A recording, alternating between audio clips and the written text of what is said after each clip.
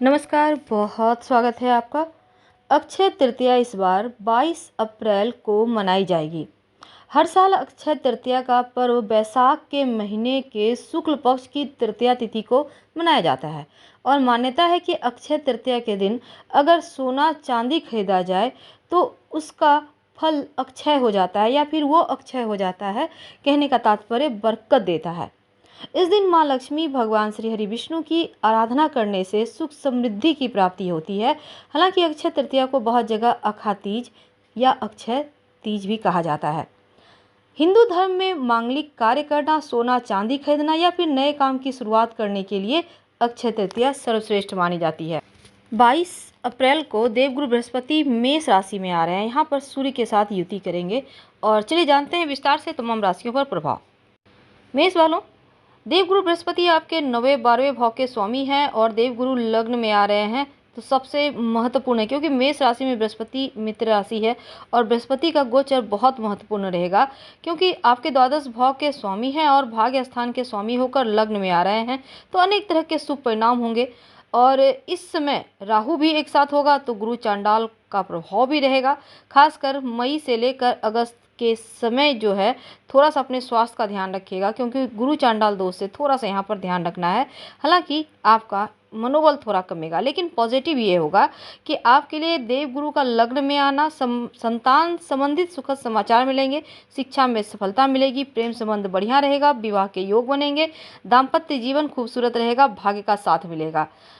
तो वृषभ राशि की बात करते हैं। देखिए, देवगुरु बृहस्पति आपके 8वें 11वें भाव के स्वामी हैं और इस समय आपके लिए देवगुरु का यहाँ पर गोचर आपके लिए थोड़ी सी परेशानी लाएगा क्योंकि देखिए देवगुरु आपके लिए बहुत अनुकूल नहीं है, ग्रह नहीं होते हैं और द्वादश भाव में जाने से क्या होगा, खर्चा बढ़ाएंगे। राहु और बृहस्पति एक साथ हैं तो चांडाल दोष जो है स्वास्थ्य में समस्याएं डाल सकता है, उस पर अगर आप ध्यान नहीं देंगे तो फिर दिक्कत होगी। और यहाँ तक कि गलत कार्यों में अगर आप हैं तो जेल तक जाने की नौबत आएगी। कानून के विरुद्ध कोई भी काम ना करें और परिवार को लेकर हल्का सा चिंता है, शत्रु वगैरह परेशान कर सकते हैं, इस समय ध्यान रखिएगा। और धर्म कार्य की तरफ थोड़ा सा झुकाव रहेगा, यानी कि तीर्थस्थान वगैरह का योग बनेगा। मिथुन राशि, आपके लिए देवगुरु बृहस्पति 7वें 10वें भाव के स्वामी हैं और इस समय एकादश भाव में आ रहे हैं, तो कुछ मामलों में बहुत अच्छा है क्योंकि आर्थिक स्थिति के लिए मिला जुला हुआ है। आपकी तमाम इच्छाएं पूरा होगी। बृहस्पति का गोचर आपको सफलता देगा। शुरुआत में थोड़ा बहुत झगड़े, लड़ाई, विवाद वरिष्ठ अधिकारी से हो सकते हैं चांडाल दोष के कारण, लेकिन थोड़ी सावधानी रखिएगा क्योंकि धीरे धीरे चीज़ें स्थिरता आएगी और प्रेम जीवन में प्रगाढ़ता है। आपके संबंध बढ़िया होंगे, लव मैरिज होने के योग बनेंगे, दाम्पत्य जीवन की मुश्किलें समाप्त होगी, रिश्तों की अहमियत पता चलेगा, भाई बहन का साथ मिलेगा, व्यवसाय में बढ़ोतरी होगा, कुछ इंपॉर्टेंट व्यक्ति के संपर्क में भी आते दिखेंगे और जो विद्यार्थी हैं पढ़ाई की रुकावट भी समाप्त होती भी इस समय दिखेगी, यानी आप निर्विघ्न रूप से आगे बढ़ पाएंगे, तो आपके लिए समय अनुकूल है। अब बात करेंगे कर्क राशि की। तो कर्क राशि वालों, देवगुरु बृहस्पति आपके 9वें भाव 6ठे भाव के स्वामी हैं और इसमें 10वें भाव में आएंगे, तो आपके लिए कार्य क्षेत्र में बड़ा परिवर्तन होगा। लंबे समय से आप जिस परिवर्तन की तलाश में थे वो उससे मिल सकता है, बस थोड़ा सा धैर्य रखिएगा और एकदम से आप यू टर्न ना लें। हालांकि अगस्त के बाद अपने कार्य क्षेत्र में आप बदलाव कर सकते हैं। व्यापारी हैं तो भी बढ़िया है। नौकरी करने वाले लोगों के लिए आपको बढ़िया मौका मिलेगा जिससे आपका पद प्रतिष्ठा प्रमोशन हो सकता है। हालांकि इस समय स्वास्थ्य में समस्या हल्की फुल्की दिख रही है, हालांकि धीरे धीरे सब ठीक हो जाएगा और इस समय धन आने के योग है। आपको पता भी नहीं चलेगा कि धन आपके पास कैसे आ गया, यानी कि बहुत ज़्यादा धन प्राप्त करने की योग है। आपके लिए समृद्धशाली यह समय होगा। परिवार में सुख सुविधाएं बढ़ेंगी। हालांकि आपके शत्रु विरोधी मुश्किल में नजर आएंगे। कोर्ट कचहरी के मामलों में भी सफलता है, तो यानी हर क्षेत्र में आप अग्रणी हैं। अब देखिए सिंह की बात करें हम, सिंह राशि वालों की, तो देखिए देवगुरु बृहस्पति 5वें 8वें भाव के स्वामी हैं और 22 अप्रैल को देवगुरु 9वें भाव में आएंगे, तो यहाँ पर बृहस्पति पंचमेश अष्टमेश के रूप में 9वें भाव में आएंगे, तो क्या होगा, धर्म की तरफ आपका झुकाव बढ़ेगा, सफलता मिलेगी। हालांकि आपके अंदर जुझारूपन है, आप मेहनत से हर कार्यों को प्राप्त करेंगे। अचानक से भाग्य का साथ मिलेगा, कुछ अच्छी सफलताएं मिलेगी, धन का लाभ होगा, लंबी दूरी की यात्रा वगैरह के भी योग बनेंगे इस समय और आर्थिक स्थिति बढ़िया दिख रही है। आपके कार्यों में आपकी चीज़ें आपके पक्ष में आ रही है। देवगुरु बृहस्पति ये कहता है कि आप जो कार्य करेंगे उसी में सफलता मिलेगा। आपका व्यक्तित्व तो बढ़िया होगा, भाई बहनों का सपोर्ट मिलेगा, संतान से संबंधित कोई सुखद समाचार मिल सकता है। अगर आप उच्च शिक्षा की प्राप्ति करना चाहते हैं तो गुरु आपके लिए बढ़िया सफलता दे रहा है। नवंबर दिसंबर के महीने में कोई पुरस्कार, पद प्रतिष्ठा, पदवी भी दिलवाएगा। अब बात करेंगे कन्या राशि की। देखो कन्या वालों, आपके लिए अष्टम भाव में हो रहा है गोचर, और चौथे और सातवें भाव के स्वामी हैं, तो बहुत अच्छा नहीं कह सकते। मिला जुला फल मिलेगा, आध्यात्मिक जीवन से जुड़ा पाठ पूजा पाठ में मन लगेगा। अगर आपने किसी से उम्मीद की है तो उम्मीद मत कीजिए, खुद से उम्मीद कीजिए, चीज़ें बढ़िया रहेगी और जीवन की दिशा बदलेगी। हालांकि भौतिक जीवन के लिए एक समय बहुत अनुकूल नहीं है। जीवन साथी आपके बीच सामान्य रिश्ते नहीं रहेंगे, यानी कि हल्की फुल्की विवाद वगैरह हो सकता है। ससुराल पक्ष से भी लड़ाई झगड़े की स्थिति बन सकती है, ध्यान रखिएगा। देवगुरु बृहस्पति आपको थोड़ा धन का नुकसान करवाएंगे, धन हानि के योग बनाएंगे, ध्यान रखें। और इस समय थोड़ा सा बीमारी चोट चपेट जैसी चीज़ों से भी बचना होगा। जो तुला वाले हैं, आपके लिए तीसरे छठे भाव के स्वामी है, सप्तम भाव में गुरु का गोचर होने वाला है, आपके लिए बड़ा महत्वपूर्ण है, क्योंकि आपके जीवन में महत्वपूर्ण बदलाव यह समय लेकर आया है।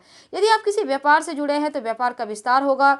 और इसमें सीधा तात्पर्य, यदि आप अप्रैल से अगस्त तक के बीच गुरु चंडाल दोष बनेगा, तो ऐसे में व्यापार को लेकर थोड़ा सा परेशान हो सकते हैं। अगस्त के बाद समस्याएं समाप्त होगी, जीवन साथी से निकटता बढ़ेगी, निर्णय लेने की क्षमता बेहतर होगी और धैर्य के साथ आगे बढ़ना होगा आपको। हालांकि छोटी दूरी की यात्राएं वगैरह आपकी होंगी, मनोबल बढ़ेगा इन चीज़ों से। कार्य क्षेत्र में सहकर्मी का सपोर्ट मिलेगा, जिससे आपको आगे बढ़ने के बेहतर मौका मिलता चला जाएगा। जो वृश्चिक वाले हैं उनके लिए देखिए, छठे भाव में हो रहा है ये गोचर, दूसरे पांचवें भाव के स्वामी हैं और छठे भाव में आने से बहुत अनुकूल नहीं कह सकते, क्योंकि यहाँ पर आपको अपने स्वास्थ्य को लेकर थोड़ा सतर्क रहना होगा। देवगुरु बृहस्पति, सूर्य, बुध, राहु भी छठे भाव में होंगे। 4 ग्रहों की चतुर्ग्रही योग है, छठे भाव में होने से थोड़ा सा पेट की समस्या हो सकती है, यहाँ पर आपको ध्यान रखना होगा हर हालत में। और अगर लापरवाह होंगे तो फिर दिक्कत हो जाएगी, थोड़े खर्चे बढ़ेंगे, स्वास्थ्य को लेकर भी खर्च हो सकता है। इस समय स्थितियाँ धीरे धीरे आपकी तरफ मुड़ेंगी, नजर आएंगी। वैसे नवंबर दिसंबर में आपका समय ज़्यादा अच्छा हो जाएगा। व्यापार को लेकर थोड़ा खर्चा होगा, विदेश यात्रा वगैरह या लंबी दूरी की यात्रा के योग हैं, और संतान से संबंधित कोई सुखद समाचार भी इस पीरियड में आपको मिल सकता है।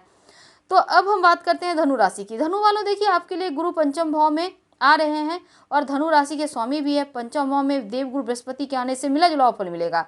अगर यहाँ पर देखिए, एक प्रकार से पितृदोष भी बन रहा है। अगर आपकी कुंडली में पहले से पितृदोष है तो थोड़ी समस्या आएगी, शांति करवा लीजिएगा तो ज़्यादा अच्छा रहेगा। संतान को लेकर थोड़ी चिंता है, हालांकि आर्थिक समस्याएं धीरे धीरे समाप्त होगी। धन आ रहा है धीरे धीरे ही सही, पर आता चला जाएगा।